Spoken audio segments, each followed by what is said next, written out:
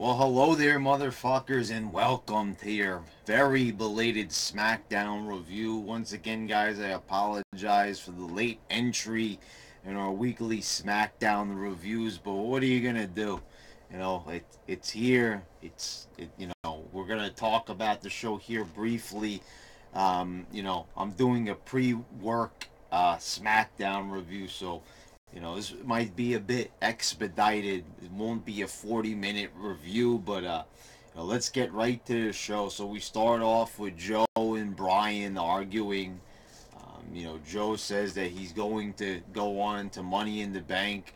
He talks about Brian's wife, which brings out Brian. And then Big Cass shows up, and he does a fake out, and now he's clear. This has got to be the most confusing thing I've seen. First, we're told, by the dirt sheets that Cass has got heat backstage for beating up a midget. I can't believe I'm speaking those words. Getting in trouble for beating up a midget. He was supposed to just big boot him. He gave him some mounted punches instead, and they said that he got heat with McMahon. Then we're hearing that he re-injured the leg. It's kayfabe, though. I don't know what they were doing with this guy. He was in trouble. Then he was injured. Then he was kayfabe injured, and I don't know, but judging by the result of the match later on in the night, I would still say there might be some heat. But then again, this is just WWE booking for you. So we get Naka Murphy defeating Ty Dillinger, another predictable match with the result that, that was more obvious than Lashley and Sami Zayn. Naka Murphy here, no interaction with AJ of any kind. They're ready to have a really physical last man standing match. Are getting physical last week. AJ's not retaliating. We see him briefly backstage, but how are we supposed to get hyped up for a 4-hour pay-per-view, mind you, when these guys are not even on the same screen together? They're not even sharing the same space. This is a pathetic attempt at building a match. This is what you call not even trying.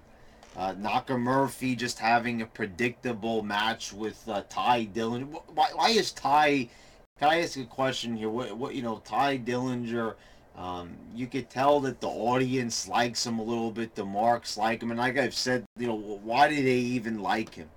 It's funny though. It's like they were putting him out there regularly just to lose. He was like their new Zack Ryder. Now they don't even use Zack Ryder. Instead, they use Ty Dillinger instead to just be the fall guy basically. Naomi and Lana had a dance off. People are hating on this. I found it weirdly entertaining to a point. It was pretty random, to say the least. I don't know when Naomi and Lana had problems, but all of a sudden their dance, just for 1 week, I believe it was last week, when Lana came out for her match against the Iconics, she started dancing. And speaking of the Iconics, they weren't anywhere to be found on this show. So, that was a big plus for me. No screeching, no high pitched sounds that were breaking my eardrums and causing them to bleed. So that was a very pleasant experience, to say the least. But, this was very random, very out of left field to have the dance off. But, they both were really good. And the fact is, though, that it was just like kind of out of place. But hey, it kind of reminded me of when WWE used to be entertaining, and it wasn't all about having serious wrestling matches, throughout the entire card. At the end, you got Lana giving a neck breaker to Naomi. That was, I guess we're setting up a feud, off of the dance off. Totally random. It shows that they don't know what to do with the Usos ever since losing the tag titles to the Bludgeon Brothers. They're just kind of, floating around on the roster, not really sure what to do with them. It's pretty sad, after a wrestler loses a title, they clearly do not know what to do with them. They'll, You know, put him in random feud after random feud. And we see this trend in world champions even. You know, after somebody, it's like with Jinder Mahal, after somebody loses a title, they're going to go from feud to feud. They're going to go on a losing streak. They're going to do all this nonsense until maybe one day they might win that title again. And many times they don't. This is to blame on creative. I've said it for years. I mean, it's nonsense. The Usos are a good tag team. You know, why they put them in random nonsense. And, you know, Rusev has gotten over with the New Day stuff and a little bit of Aiden English along with it. Lana is obviously, you know, popular. I mean, look at her, you know. And they're just, you know, kind of doing random things with them. You know, they're not giving them the tag titles. They're not taking advantage of their popularity. But then again, what's new, guys? You know, it's the same shtick week after week. There's nothing here. You know, just move along. There's nothing new to see here, basically. It's the same old story. Random, just, you know, whatever creative feels like doing this day of the week, they're going to do it without any consistency. New Day defeated The Miz and The Bar. You know, the Miz eats the pin right before Money in the Bank, making him lose all momentum. Great job there, guys. You know, well, you're going to have your most charismatic guy eat a pin right before your big old 4-hour pay-per-view extravaganza. You know, it would be nice. I see people are talking about how they think that The Miz might win. Some people on the dirt sheets are saying, I would be all for that. It is definitely time for The Miz to return to the world title picture. It's enough already with this guy cutting the best promos on the show, you know, looking more like a star than 75% of the roster. You know, it looks ridiculous, and all he wants to do for years is win the IC belt, and he never once talks about winning back the world title when she once had. I mean, you know, you got to get yourself inside the character, as Vince Russo always said. Why would a wrestler want the secondary belt after he's already had the main prize? You know, yes, creative could do whatever they want with them, but who would believe that? The motivations of characters. You see the motivations of the characters on the shows, you know, that are non-wrestling. Motivations of all characters. If the motivation doesn't fit that character of how they normally act, you're going to say, what the fuck is going on? Take a look at Walking Dead. If one thing is off, if one thing is a little bit different, the fans just are totally outraged. But, you know, with wrestling fans, they're just like, yo, yeah. You know, they don't mind it. They don't look at this stuff, you know. The marks, anyway. Everybody else who quit years ago had noticed that stuff, you know, right off the bat. Gallows and Anderson were cutting a promo backstage. Anderson, you know, randomly said for the second time I heard this about his abs that his hot Asian wife loves him. I mean, yeah, okay. Out of nowhere, the Bludgeon Brothers appear on the monitor, and you got Anderson like, oh! So instead of having them walk on the screen, the Bludgeon Brothers will intimidate by just being on the little tiny TV. Remember when they had the TV break that time? I think when they threw, you know, they put their mallets down. It's very cheesy and everything, and I know that, you know, this type of character is supposed to be a little bit outlandish and over the top, but, you know, the thing with them appearing on the TV, it was like such a small screen. And like, look at the screen, all terrorized and all that. I was like, oh my god, this is beyond just campy and cheesy. I mean, come on, these guys are intimidating. Have them walk right out, you know, and say, what, you know, like, what did you say? That just, you know, they enough with this. They use the Titantron as a tool, a lazy tool, to try to convey any type of story or anything. I mean, it's like, but we're talking about a company right now that now has a fetish for selfie promos. You know, I mean, so what do you really expect there? You expect hard-hitting promos like back in the day. No, you're lucky if you get a selfie promo with some amateurish text on the screen. Asuka defeated Mandy Rose, another predictable result. Asuka's not really doing anything. Carmella, was face to face. There's no contact between the two of them.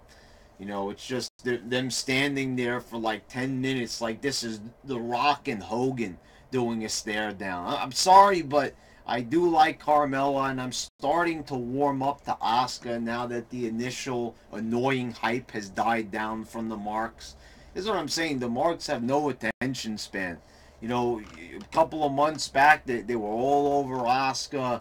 This was the new flavor of the month. We're gonna praise her to the moon, and now no one even cares. So, they're doing the Rock Hogan stare down like this is gonna be the match of the new millennium or some shit. And it's Asuka and Carmella, guys. I mean, two good stars. Carmella I'd like obviously more, but she's no Hogan, she's no Rock. This is not Hogan and Andre the Giant. So the stare down here is a bit out of place. We're not building up to a big Mania match. Andrade Cien Almas, he's the part of the storyline is he's not getting respect from management. So, how do they rectify this problem? Another bad debut, right? It's not like, Bobby Roode had a really cold debut, and Bobby Lashley the same thing. I mean, so they bring in this guy Andrade, they do vignettes for him. We think, boy, I said he would just be a Del Rio ripoff. I wish he were a Del Rio ripoff, because then maybe they might actually do something remotely interesting with him, like have him come out in a car. They stripped all that shit away. None of that fancy shit. He just comes out, with his little manager there. But this week they're not even coming out. It's backstage, and he's talking to Sin Cara, and she doesn't want him to talk to Sin Cara. She says something in Spanish, and then they just, they fade to black, basically. So this guy, Sin Cara, who I haven't even seen in months, he's just, he just shows up out of the blue, out of nowhere, and now Sin Cara could speak English. There you go, just out of the blue. He doesn't know how to speak a lick of English before. Now he's speaking Spanish, and this is all they could think to do with Cien Almas. This is your character. You promoted him for week after week, and now all of a sudden, you're just like, oh, you know what? I changed my mind. Don't really want to do anything with him. So they're just putting him in little backstage. So this is what we have to look forward to. Cien Almas versus Sin Cara. Yeah, that's really going to get him over by wrestling a guy who's not over. Another guy that they ruined, Sin Cara, right? With all the big hype. Remember that from 7 years ago? Oh, Sin Cara, legend in Mexico, Mystico. And, he's going to be the next Rey Mysterio. Some people said even bigger than Rey Mysterio. Really? Really? Look where we are now with Sin Cara. Samoa Joe defeated Big Cass and Daniel Bryan. So they bring Big Cass back. He attacks Bryan at the beginning of the show, or whatever. He attacked Joe, whoever he attacked. They make him look strong at the beginning of the show with the fake out, and then Big Cass is again losing right here. I mean, you gotta be joking. You obviously have no idea what to do with Big Cass. This guy, you bring him back, you make him tough, you have him making fun of Bryan's size. He's going to dominate. They break him up with Enzo. They're going to push him to the moon, have him go over Big Show. And what do we got now? Again, with Big Cass, you just brought him back. You could have him start gaining momentum, and you don't even want him to be in the Money in the Bank. The same thing with Bryan. You don't want him to be in Money in the Bank, the big comeback story. He could go on to win Money in the Bank and go on to win the title again. No, let's just have a 4-hour pay-per-view with the same match that we already saw at Backlash, which was a big fail that nobody really particularly enjoyed. I mean, it was okay. You know, Big Cass and Daniel Bryan in part two, the match that nobody asked to see again. In the match that nobody, I mean, what happened to the Miz and Daniel Bryan? That should have been the first story they did. With the, that was the whole build-up, and then they had Big Cass just showing up instead of Daniel Bryan, and then they just said, "Oh, you know what? Let's just forget about it all in one shot." It was gone. They teased Bryan and The Miz for a few weeks to the point where Miz didn't even show up the first night after he was drafted. We were supposed to have the big match, the big promo to set the feud off, to reawaken the feud between these guys, and we got absolutely nothing. Great job there,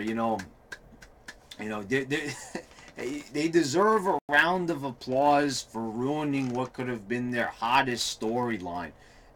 For the last couple of months, they could have had some great promos. They could have had some great physicality between the two of these guys. If they wanted to have matches, they could have had a series of matches, whatever they wanted to do. It would have been by far, a match that's like 8 years in the making. It would be so easy. They have the history there. They have the footage on the network. People wanted to see this. They were hyped for it. Even people that weren't fans of The Miz wanted to see them square off. How great would have that been? And then, he's not even going to be in the Money in the Bank with The Miz, so there's not even an opportunity for him to even get in there. Instead, it's an endless feud with Big Cass. And the thing is, I would say that this is fine, but they're not even invested in Big Cass. They're obviously making this guy a glorified jobber. Whatever it is, they're punishing him. They're doing something because of what he did to the midget Daniel Bryan. I don't know what it is.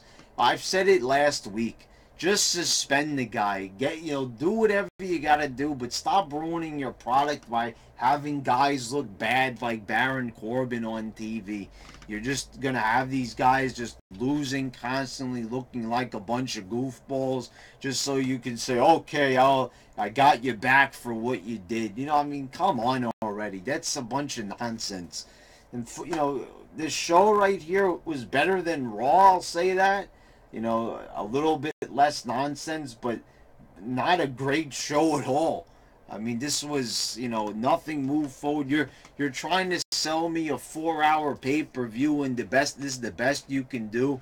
You gotta do a lot better than that, guys. This is pathetic. These shows are not getting it done. They're not hyping anybody up. They're glorified house shows to the maxes. You watch the show and nothing really progresses. Like, you got a character like Cien Almas. You promoted him for weeks. He has a little disagreement with Sin Cara in the back, and there you go. It's on to the next pointless feud for this guy. If he's all wealthy, he should be like Del Rio. Target the world title right away. Nope. He's just not even looking at any title. He's just kind of just having random matches, complaining about management. Like, they haven't done that storyline before. I love when they fuck up, they write in the storyline that management is screwing them over, but then don't take any steps to rectify it. Anyway, guys, there you go. Sorry about the late review, but this has been your YWC champ, and I'm signing out.